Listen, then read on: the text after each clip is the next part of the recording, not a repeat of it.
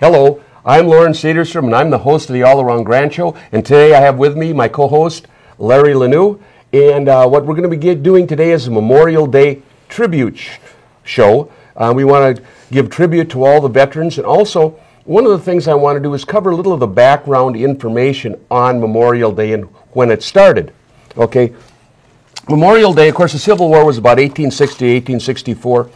And there were 600,000 to 800,000 men killed during the Civil War. And in May 30th, 1868, they decided, a fraternal organization decided they wanted to have something called Decoration Day. And of course, today we've changed it to Memorial Day. And in World War I, they put up in a monument, there's a tomb of the unknown soldier. There were 2,000 bodies from the Civil War that they were unidentified. And that started it. And the other interesting thing is, Arlington Cemetery, which is where a lot of people are buried today, was the land that was confiscated from the Southern General, General E. Lee. So that was where the land from the Arlington Cemetery came from. In the Civil War, the South had basically the Civil War was looked at as basically a Union holiday. 7 states in the South had their own Decoration Day. In 1968, Memorial Day was changed to Monday.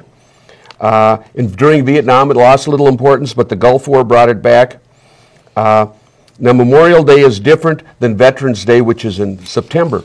But World War I, they had lost 100,000 people, and they also have a tomb of the unknown soldier. So Memorial Day has a long tradition. Lauren, if I could, if you look at the introduction into our show, we show the monument. I recently had the opportunity to go to Gettysburg. And Minnesota has one of the largest monuments out at Gettysburg because we were very pivotal, instrumental. We had the greatest casualties. So if you ever get a chance to go out to Gettysburg, see the importance that Minnesota played in that part.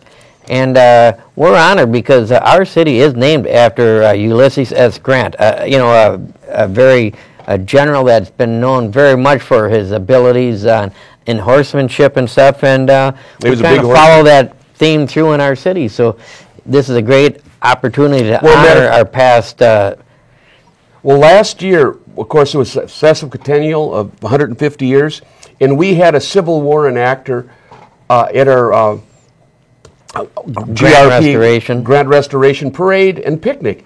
So Control Room could run that clip. We'll talk on the other side. Good afternoon to you. I'm historian Ken Martins, and I've been invited to help address the theme of today's event, the 150th recognition of the Civil War, which impacted Greenfield Township in such a way that they felt a name change was in order, renaming Greenfield Township, becoming Grant Township, named for the general that won the Civil War and preserved the United States of America.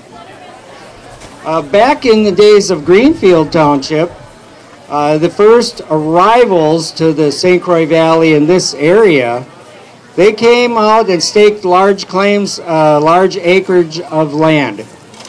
And from that acreage, they were pretty aggressive in their farming, and they staked claims so large that it never was dispersed or never was sold off in the smaller plats. And so the large plats still exist, and the large farms are still unique to this area, where other townships have been divided up into such small parcels. This makes Grant pretty special. Now, during the pioneering times, they would say that I'm properly dressed. A lot of people are asking me if I'm warm. Well, actually, historically speaking, I am properly dressed for a pleasant day. So I'm wondering what happened to your clothes, and if the rebels came and needed your clothes and stole them because you don't appear to be properly dressed to me. But they drank a lot of water in those days, and we're not acclimated to wearing 3 layers of clothes as they did virtually every day. And so, in the Civil War was a divisive event that took place, divided this nation. The United States actually came to an end and ceased to exist. And the people in Grant Township, they did contribute soldiers to the Civil War. But their contribution wasn't as great as other communities where men volunteered in great numbers. Hardly 15 men came from Greenfield Township to volunteer for the Civil War, and yet the Civil War was a difficult period. It was harsh living conditions just to survive daily, let alone a battle. And so even though their participation was minimal in the Civil War, they felt compelled to rename this township for the general that won the Civil War and preserved the United States of America. And so the soldiers we have here, we have some burials at Rutherford Cemetery of the Veterans, and not many people visit the veterans' graves anymore. All those folks have passed on, and there's a couple of brothers buried together. The Clary brothers are buried in the Withrow Cemetery. And actually, one of the boys is in elderly age, passed away in Canada. And it was important enough that his body be returned to the home of his youth, Grant Township, and bury him with his brother at Withrow Cemetery. So there are strong feelings. There. Very interesting. Go ahead. Lauren, if you remember, our Grand Marshal last year was Bruce Ramsden in a parade, and his, I believe his great-grandfather, uncle, Peach Ramsden, is actually buried at the Rutherford Cemetery across there, one of the founding fathers in our city over there. So it is important that we realize our history. And of course, the GRP likes to honor our past veterans and our past civic leaders that well, I believe put the time into our community. He came back from the Civil War wounded too, with a stomach wound. And it was amazing at that time that he even survived, that he went on to lead a full life. But when you talk about somebody that went off to war, you coming from Minnesota and making his way to Gettysburg, he didn't grab that flight and get out there in an hour and a half. It was probably weeks just to get down there, and it was just a survival struggle. I don't know if people realize, but that Gettysburg War basically was a 3-day war, so you had to do some planning to get ahead to get there in time to be part of the program. And our troops saved the hill and helped provide... Absolutely. Minnesota was one of that's why we're the biggest monument in Gettysburg of all the states. We're talking about war heroes, and now I want to segue and talk about some other war heroes that are little known. And I've read this, got this in an email, I found it shocking. So if we could, control room could switch to that, please. I'm going to read this to you. Why did Mr. Rogers wear a sweater?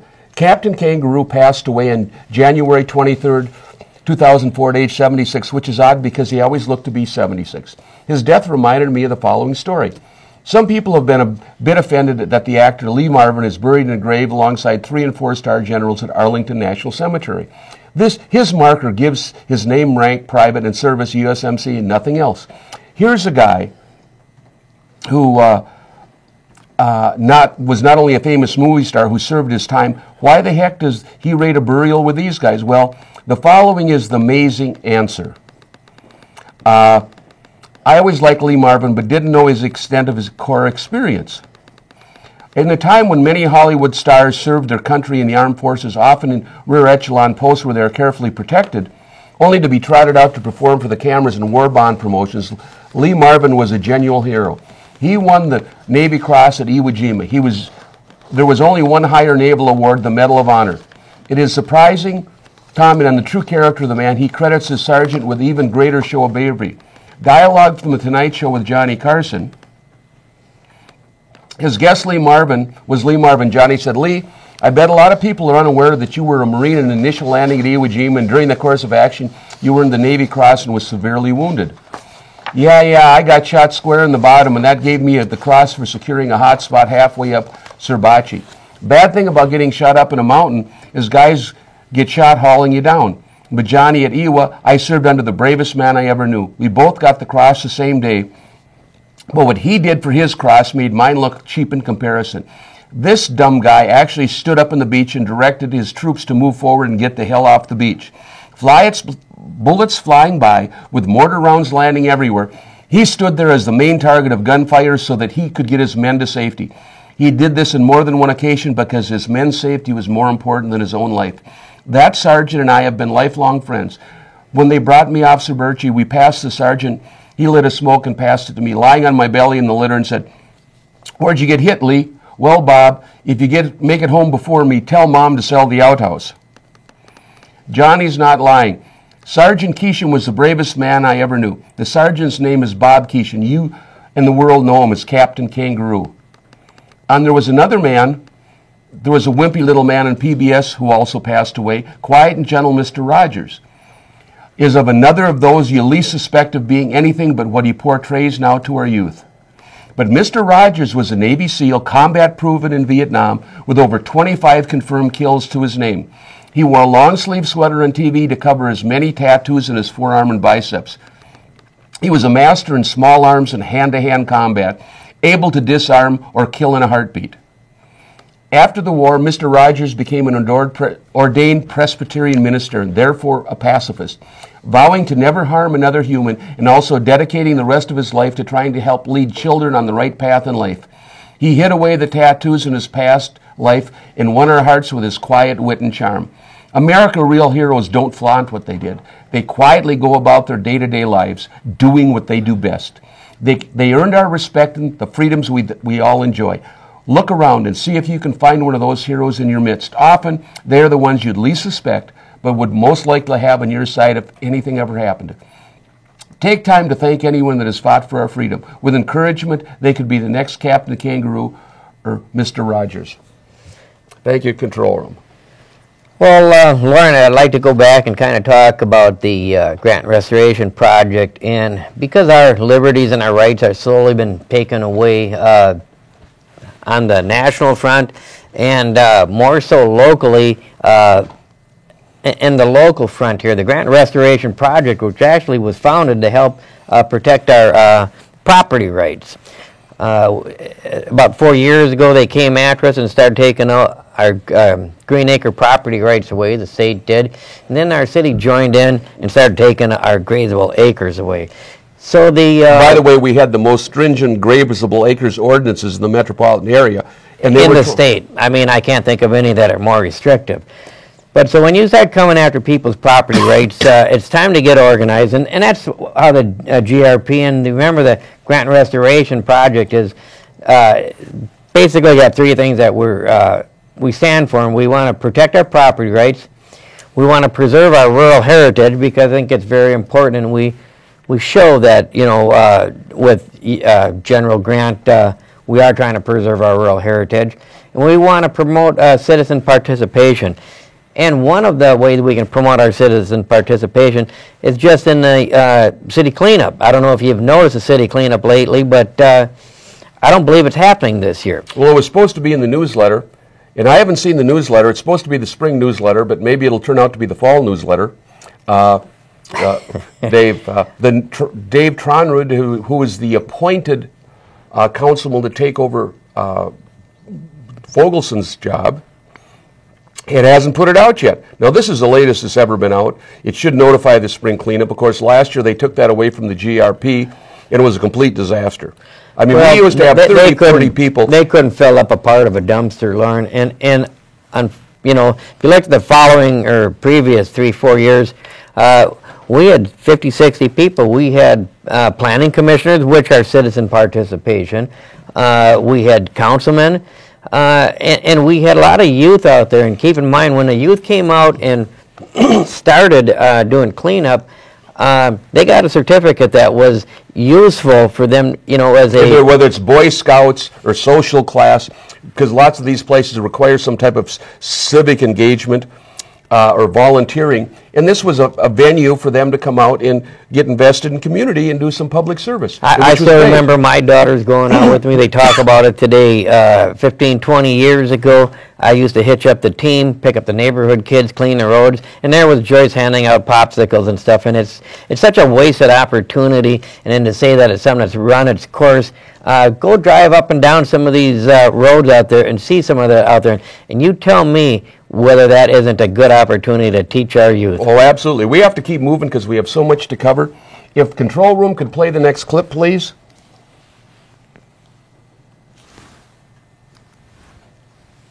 For many years, the city of Mahtomedi has been diverting stormwater onto my property without my consent, even going above the ordinary high water mark, causing Birchwood Road to flood, and having your Public Works Department install barricades because traffic was being impaired. The city has not stopped, even after being given a cease and desist order. For the past several years, the neighbors and I have partnered with the City of Mahtomedi Metropolitan Council to do camps testing. Today, Lost Lake is listed as impaired due to mercury contamination. Previous testing showed no warning signs, just nutrients and phosphorus. What does this mean? The newspaper says it's airborne. I don't believe this, especially with all the new EPA guidelines on emitters. Why aren't other surrounding lakes being impaired? In Minneapolis, the TCEs from General Mills traveled a mile or more underground to where they are today. Bayport has its contamination traveling from the former Washington County landfill in Oakdale. The new Wildwood Elementary School sits on the former Bel Air sanitation site, approximately at 3 to 5% grade elevation flowing this way. And you assure me that this is not coming from the new school. The MPCA advised the school district to avoid routing utilities such as sewer and water through the dump site. Since January 2014, the City of Grant, School District 832, MPCA, Minnesota Department of Health, the DNR, and Landmark Development won't provide me with any recent testing that's been done. It was a condition of the school's CUP to test 3 times a year, annually, April, June, and September, and biannually on stormwater runoff. Is this the reason the City of Mahtomedi entered into an agreement with the MPCA to install a test monitoring well next to my property? What other chemicals are we being exposed to? After your water leaves my property, it flows into pristine White Bear Lake. You now have my problem. Are our property values being diminished? Do we have to disclose this? I have several young bald eagles on and around my property, usually 1 to 2. However, as many as 16 have been seen at one time. What will happen when these federally protected birds are exposed to this toxin by eating the fish? I have other wildlife drinking this water. Last year I had 9 red fox. I buried 8 of them. The lake is being stocked by the DNR annually for your fishing pier. It typically winter kills every year. To have elevated mercury contamination in such a short time worries me. By using private property for your settling pond, you have trapped hazardous materials and are transferring them into other cities, exposing a nuisance, trespassing, ejectment, and unlawful entry onto real property. You have also violated MIRA law, section 115B.04, subdivision 1. You are the ones responsible for my devaluation and the cleanup. When will this be done? There is no statute of limitations on torrent-deeded property. Whose obligation is it to protect the health, safety, and welfare of its citizens? And I have a hard copy for you. Thanks. There. Well, that's very interesting. You know, it's kind of like everybody's got their head in the sand. And for some documentation that, in fact, the sewer line did go through. If we could convert over to the slideshow control room, there is an example of the dirt that they dug up. And if you can look carefully, you can see all the junk they went through, and you can see where it was. But the telephone pole tells you how close that was to the road. Now that is where they weren't supposed to put the water and sewer. There was supposed to be a 10-foot separation. Actually, Lauren, as you look at that site, you'll see, and there's a lot of documentation from the Minnesota Public Health Engineer that states you cannot go through a contaminated site. You must maintain 10 feet of separation from any contamination that you can see in the present and or the future arising from going through there. And they've opened up a raceway right down to Lost Lake. Okay, let's go to the next one. There is a picture, and you can see more closely how close that went to the road. Let's see the little settling pond there, and you can see right north of that settling pond is you can see where they actually put in our holding tanks, where they ran through the sewer line goes up towards that parking lot. And as you can see, it ran right through the transfer station where that leaky underground storage tank was. So I don't see how they were able to avoid it, and part of the documentation says you cannot dig out existing contaminated fill and fill with fill soil. It's just not an acceptable method. And as you can see here, Mr. Tom Carr has his sign up on the fence. I believe he has a close working relationship with the school district. We have documentation that back in 2002, Mayor Tom Carr, along with the Matamidi School District, applied to take the Bel Air Sanitation Minnesota Superfund site and put it into a VIC program. They applied to the Superfund section, so they can't say they didn't. Well, it was listed on the Superfund list, but I mean, it wasn't the worst of the worst, but it still was listed because it was an area of great concern. They still made the application to the Minnesota Superfund section. That's right, and they went into the VIC program, which is voluntary incentive and cleanup. And it's kind of like a plea bargain, folks. It's like, I was a bad boy, slap my hands, and we'll let you off easy.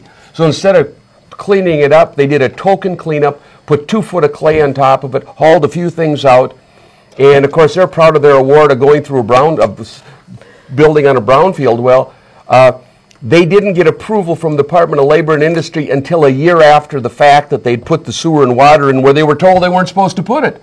And you know, if you go back, Lauren, this all could have been provided. Go to Matamida's comprehensive plan. It says any movement of the Wildwood Elementary should be on the OH property, which has adequate land available.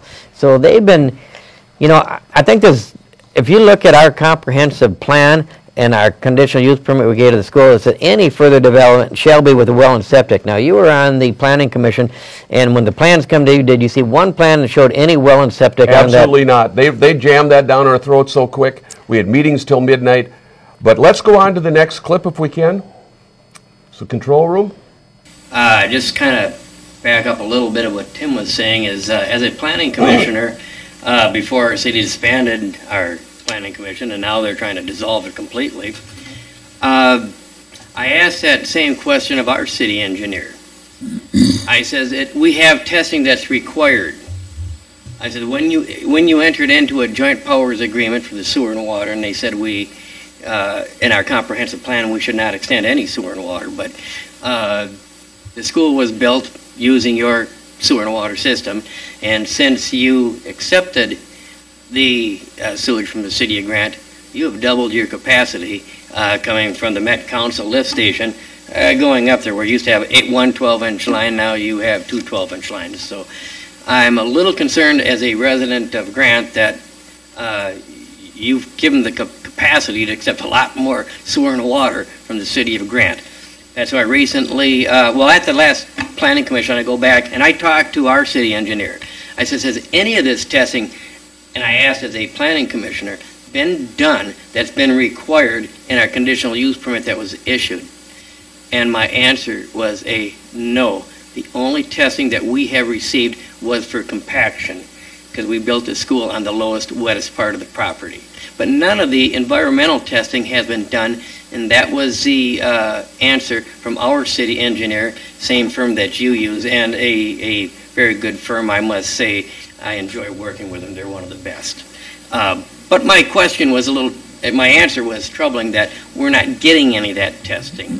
I've got documentation that said you weren't granted approval because you can't go through a contaminated site, and that you have to maintain. And the reason is, once you open up a pathway, you've cut a path in there, and under, you know as well as I do, under any sewer and water line, you put granular materials. That's what's happened over in General Mills. And Aaron Brockovich is working over there, because it does travel. Every time you open up gas line, water line, when the water comes up, the TCs go in, and there's a lot of documentation. They're opening up a lot more Superfund sites that were closed in the past, because the testing and their standards before, they found out they were plain wrong.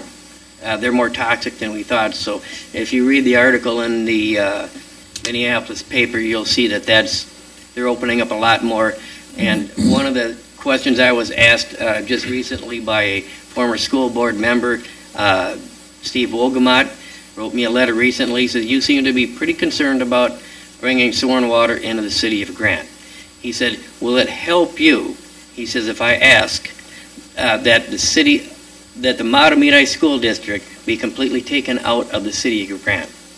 So what he may come to you and ask is the city of Mahtomedi willing to, if Grant agrees to detach school property, to keep Met Council sewer and water out of Grant, is the city of Mahtomedi ready to accept that responsibility? Will you take on that toxic site? So, something for you to think about coming up. That was the question that was just proposed. You're talking about turning over all that land. Yep. Not as just far the as sewer I'm line. concerned, as a member of our planning commission, and if you read our plans, until you reinstitute, we are still part of the planning commission, although they dissolved it. And last week in a workshop, they tried to sneak it in and say, let's completely dissolve it and we'll be the planning commission. And ironically, WSB offered a very nice planning course 2 years ago. None of our city council members attended a single planning. Only 2 planning commissioners attended. Ironically, they're the ones that were removed. Okay. So now we're opening up and doing a lot of things in our city and I guess while I'm up here, I do want to actually thank you people for letting us use your facilities. You guys are doing a great job and a great service to the city of Grant. And that's one of the concerns some of our citizens are. Is Mayor Carr trying to merge into Mahtomedi? There's all kinds of rumors going out. But I did get a letter from Steve Wolgamott recently, asked me would I be more comfortable if the city of Mahtomedi were to take on the school district land, because they provide the sewer, provide the water, you provide the fire protection. It would be a natural fit, because they have plans, and I can show it on there, that they plan on bringing O.H. Anderson to that site. It shows it in the documentation that Landmark put out there. Once they do that, there will not be one Mahtomedi school in the city of Mahtomedi. Maybe you'd like to have them all back. And it is something that was raised to me by the school board member this weekend in a letter, so we may be coming to you. My question is, would you accept it knowing it's toxic? Well, when you come to us with that, we'll have a meeting.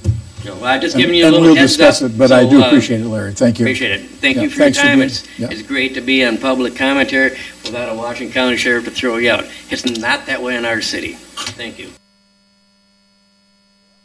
That was kind of interesting. And that was Judd Marshall, who is the mayor of Mahtomedi, a very nice man, and aware of some of the issues. And we're talking about schools and what's going on, and what we're going to kind of segue on that and talk about scholarships. Well, the GRP gave out last year 3 $1,000 scholarships.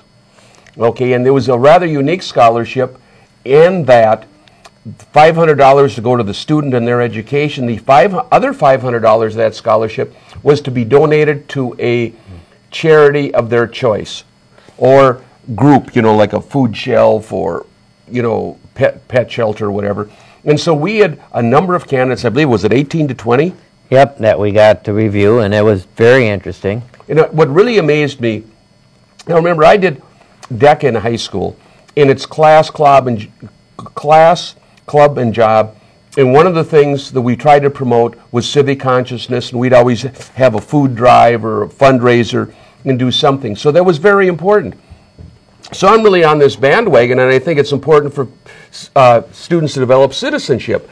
And one of the things that I thought was great when we looked over these students and saw the volunteering they did, for example, like summer camps and food shelves, and there were really a lot of qualified candidates. And this next clip is going to be about Lisa Paddock talking about the scholarship. So if Control Room could play that, please. Keswick Avenue, Grant, Minnesota. So I just want to share a brief update. First, to thank you for giving us a minute for public comment. We appreciate that. And I'm proud to share with you a brief update for the GRP, the Grant Restoration Project.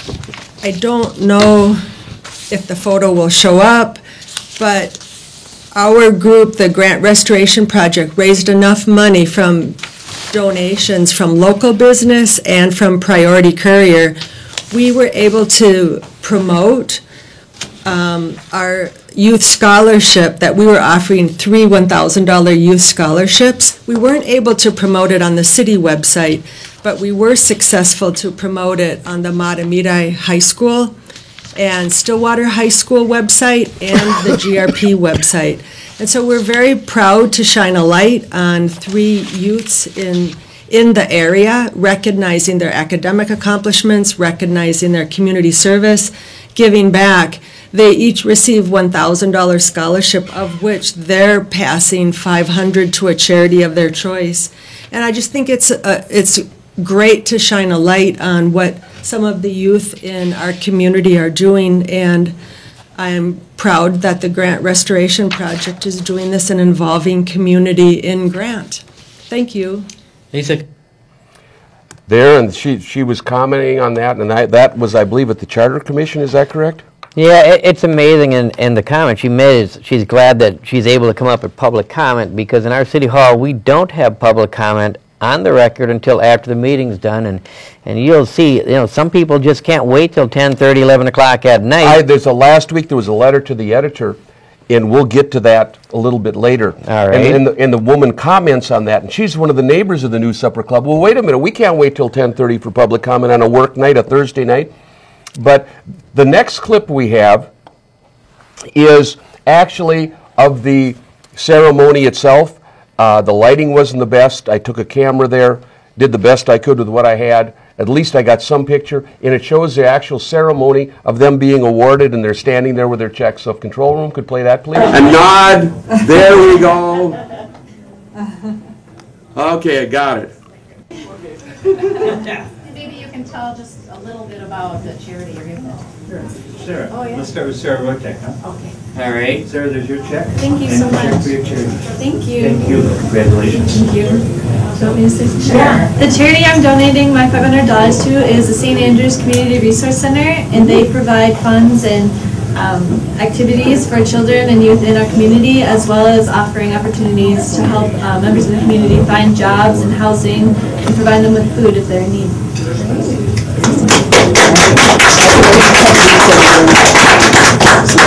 You're laying down. Good news for chess. Thank you. Congratulations to you. The charity I'm donating to is called Weevil, and it focuses on motivating and informing the community on renewable energy, specifically solar energy.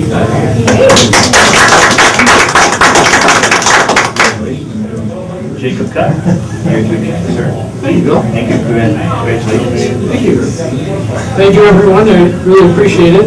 The charity I chose to make the donation to is the River Valley Riders Program, and they offer weekly sessions for children with learning disabilities and adults with been in accidents or also with learning disabilities for a horse riding opportunity. And it's a great program, and I thought it'd be a good place for it.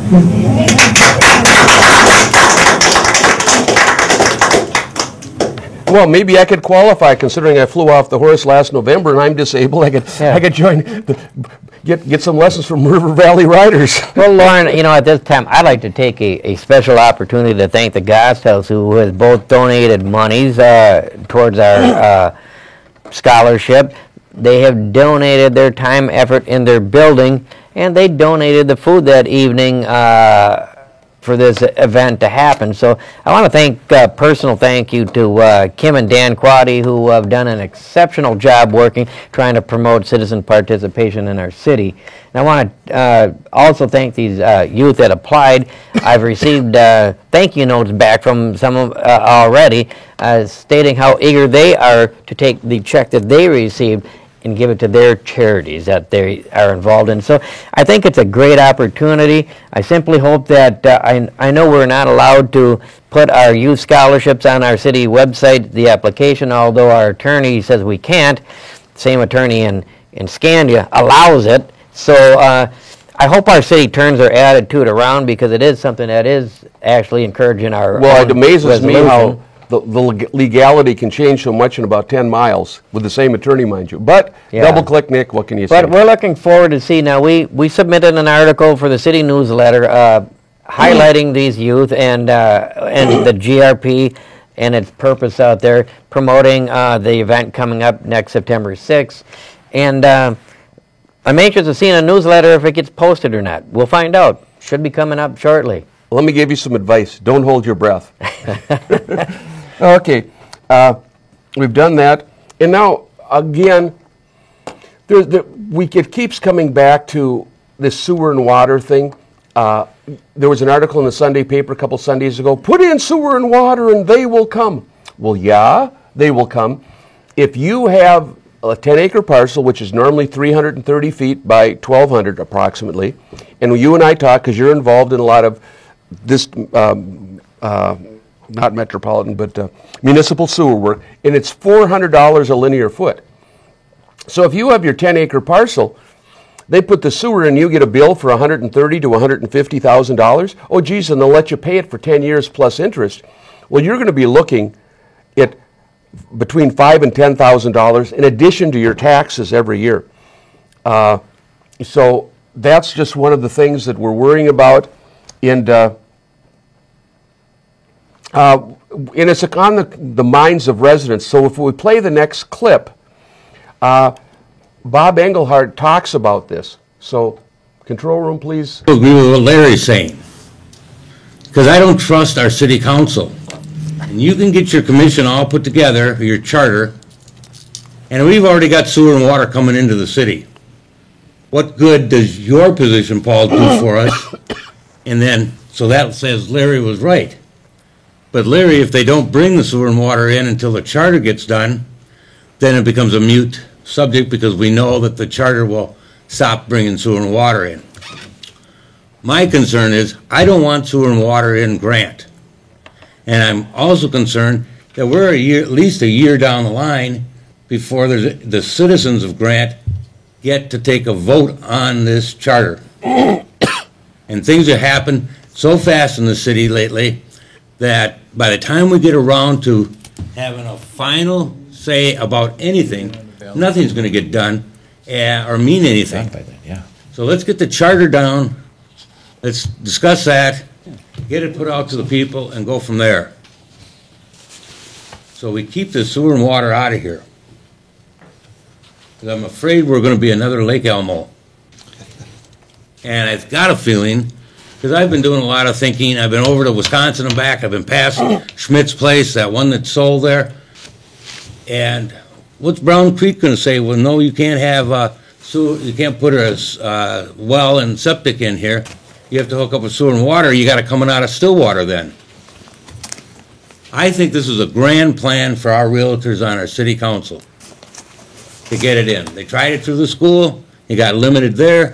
Now they're going to try a different way.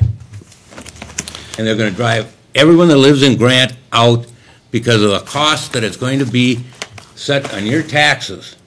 Not to mention what the school's going to do to you, but also what the city council's going to do with you with the sewer and water. It's going to be extremely expensive. I went through this once before in the city of Apple Valley, and I'm telling you, you have a sticker shock coming when you see that, and you've got a lot larger parcels of land here.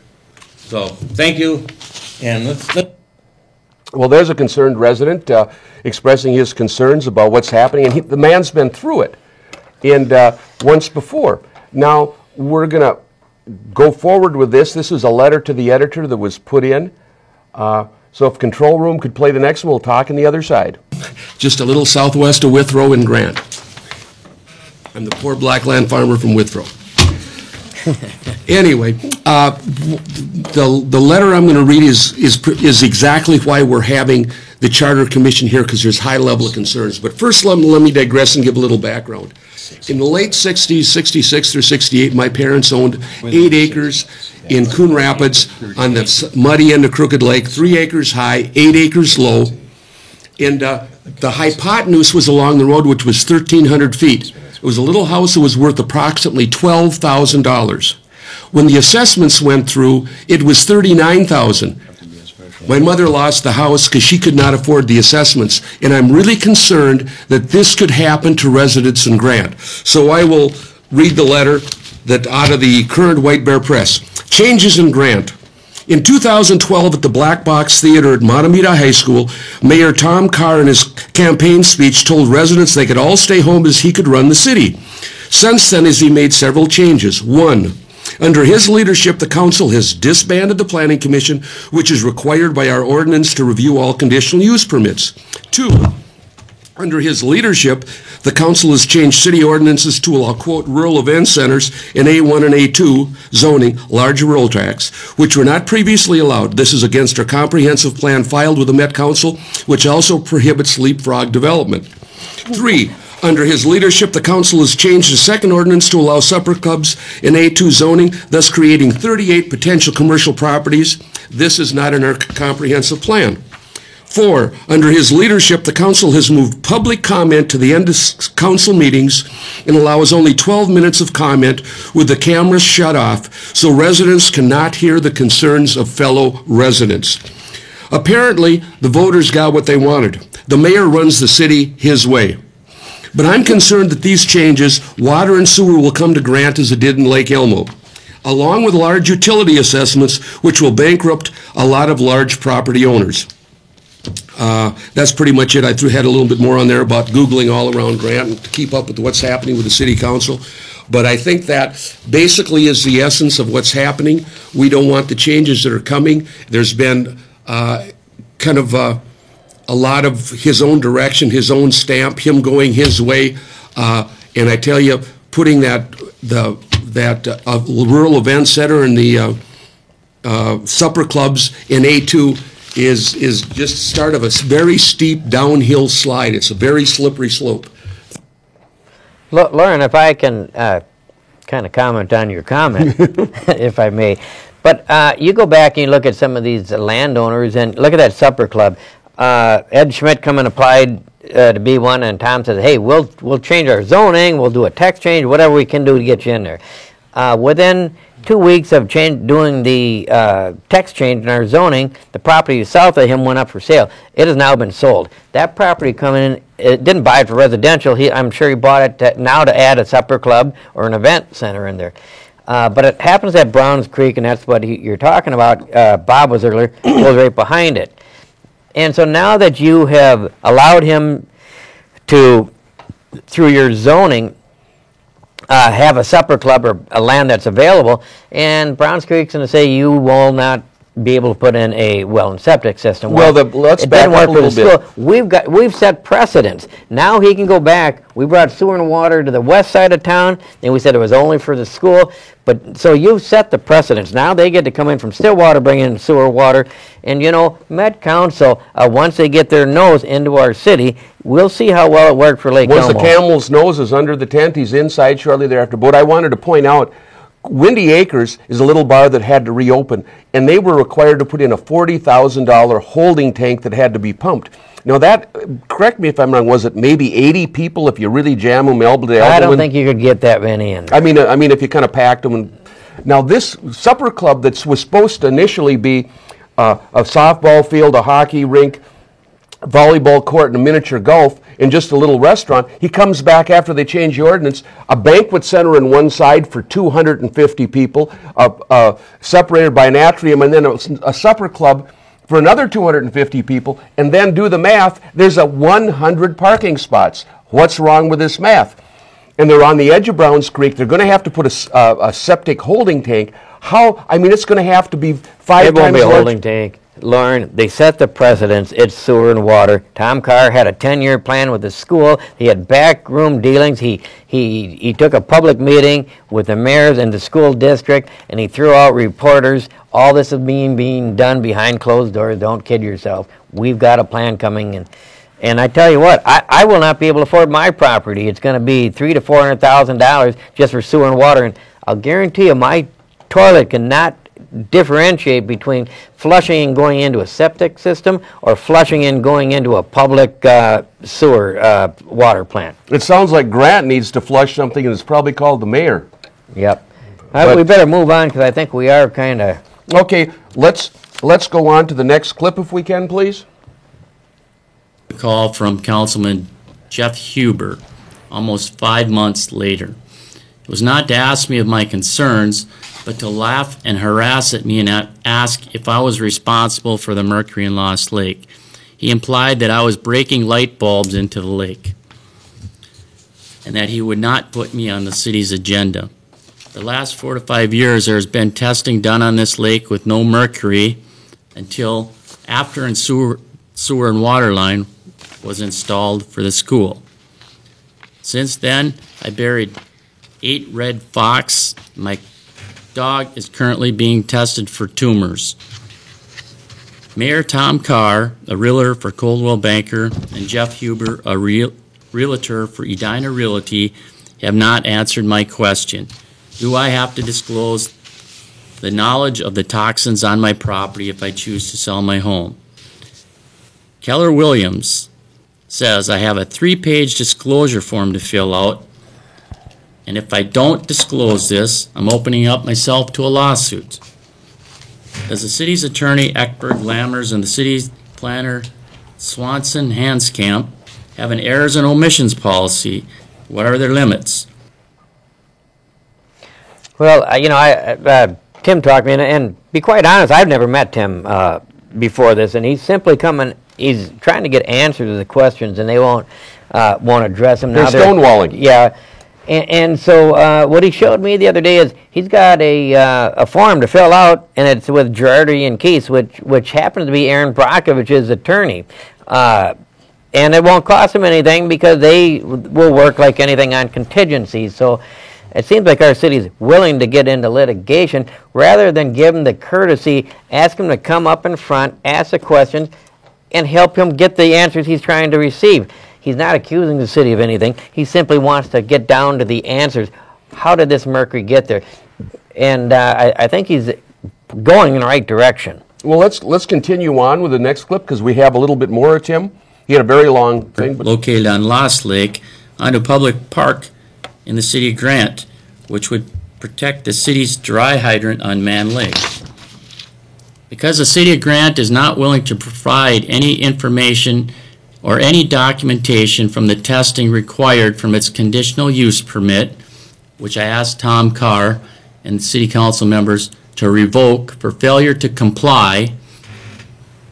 That testing was required as part of the conditional use permit issued to the Wildwood Elementary School, listing the toxins on the site along with the toxins dumped on the Grant Township 3M dump site located southeast of Wildwood Elementary School.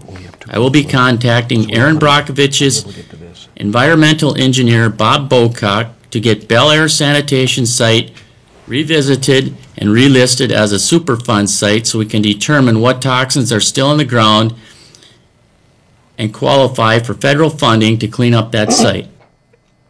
Well, there were 8 sites around the state of Minnesota, including one in Lakeland, over there in Bayport, and there was 8 of them that have been reclassified because the Minnesota Department of Health has said, wait a minute, it's way too high. And the interesting thing about them building the school, they built the school on industrial, which is 10 times higher than houses. So you couldn't have built a house on that site, but they're going through a brownfield with sewer and water, and they're putting kids on that site.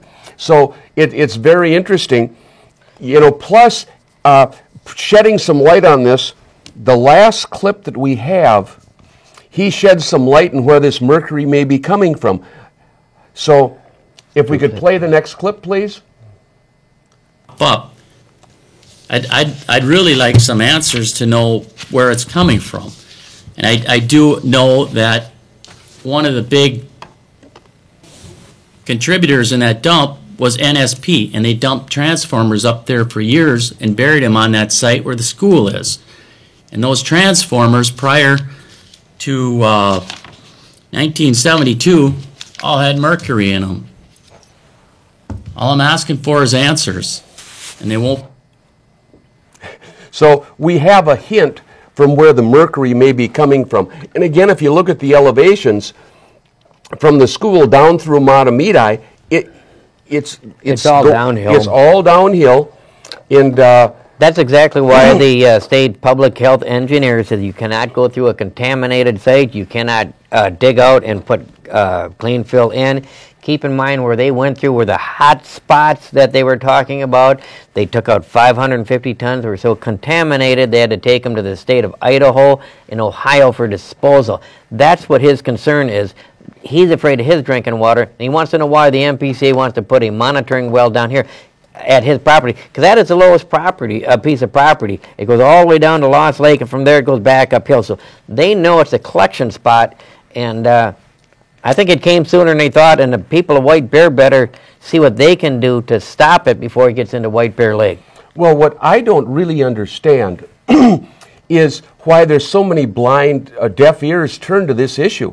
It's been brought up repeatedly, time and time again, and it's like these municipal officials want to bury their heads in the sand and say, oh, we don't want to see the tornado coming, so they're like an ostrich. They put their head in the sand. They're not burying their head. They're complicit in bringing this to them. And it's just... Well, maybe go to the next clip, and maybe Tim can explain it. Oh, I think he does in this next clip. But I do have Mr. Huber harassing me on the phone. And I do think it's something that needs to be addressed. And that's another reason why you people are setting the charter up. Set the damn charter up, get it done and over with, because what you got here is nothing but a circus. It's an absolute circus. The council doesn't listen to anybody. It's a dog and pony show. And it's about time they start listening to the people and say, what can we do to help you? Let's find out where the source is coming from. But no, they accuse me of breaking light bulbs in my backyard. Thank you. Well, that was pretty damning. Well, it just goes to show that, he has real value in his home, and I'm aware where it's at. Like I said, we've never met him previous to his concerns, and it's now coming on to June. He came to our city council to seek answers back in December, and we're still not addressing his concerns. But his property value, and like he says, he's finding smaller animals and carcasses out there. The newsletter says they got high levels of mercury in there. He has some real concerns, and had we simply put our own well and septic and not open up that pipeline down to his house, we might have avoided. But had we looked at Mahtomedi's comprehensive plan, says any movement of Wildwood School shall be on the O.H. Anderson site, I think none of this would be an issue today. Well, what also strikes me is they go back so far back to 2012 when they put this property in the VIC program. 2002, don't... Oh, I'm sorry, I said 2012. Yeah, that's 12 years ago. I was thinking 12 years ago, but it was in 2002. Now, Tom Carr's been complicit in this all the way around. He has done so much, and he is like a bulldog that won't let go of a bone. And he's been doing so many things. And, for example, changing the ordinances. He's been going against that. And there was just another letter in the White Bear Press by Sandy Thompson, Grant. In your May 7th article about Ed Schmidt's Supper Club in Grant, Supper Club Go in the city of Grant, several of us neighbors probably felt a few important facts were omitted from our town hall meeting. For those of us who attended, the drawing was the first time we saw what it looks like. Few people were informed about the plans. Few people were aware that a meeting was scheduled to discuss the plans. People who did come to discuss the topic had to leave since public comments were entertained at 10:30 p.m. on a work night. For people with a 10:30 is too late, the 1 a.m. closing on a weeknight seems excessive. The application for the supper club was not completed with either Brown Creek's watershed district or Washington County. Is this really how we want to build businesses in Grant? Only the residents within a quarter mile were required to be informed of the meeting. Since we are spread out, only a few of us received the notice within a week or so of the meeting. I would like to walk across the street for an occasional nice dinner, but this is too big, too fast, and being pushed through, so we were concerned. That's from Sandy Thompson. And it's real interesting because from the original idea to what it turned out to be was much different. And it's just getting pushed through. And the sneaky thing about this, and the only way I knew there was a meeting was I went there to argue the market value. They raised the value of my property, market value for 2015, 115. But I went to that meeting, and I look in the back table, and that's the first time I was aware that they were going to have a city council meeting, which was a Thursday night. Traditionally, city council meetings are on the first Tuesday. So it was a very sneaky deal.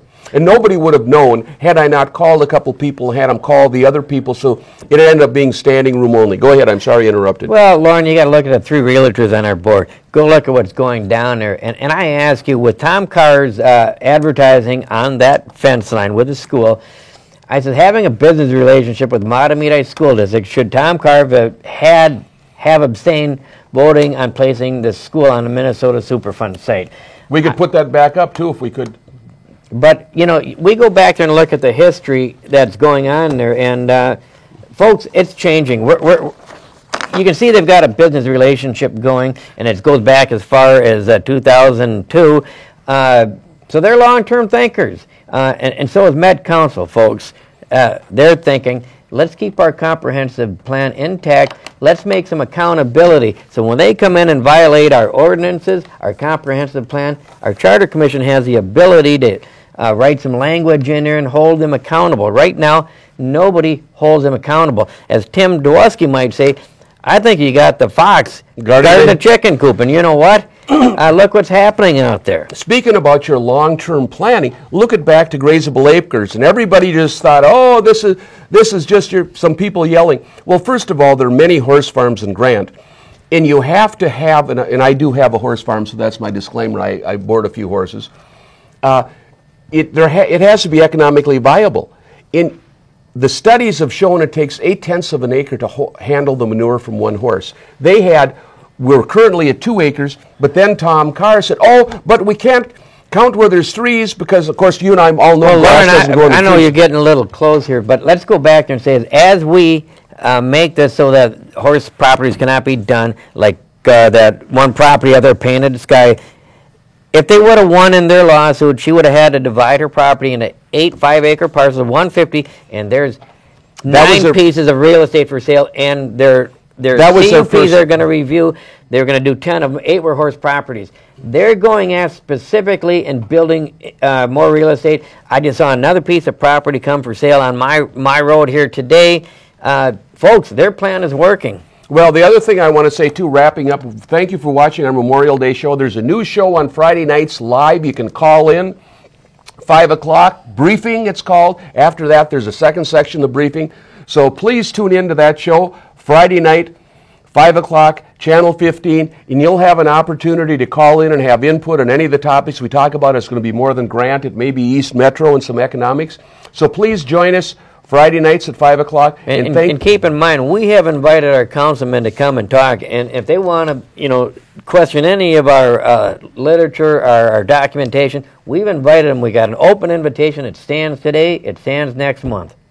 Well, thanks for joining us, and we'll try to have a great Memorial weekend. Get out there and enjoy the sunshine.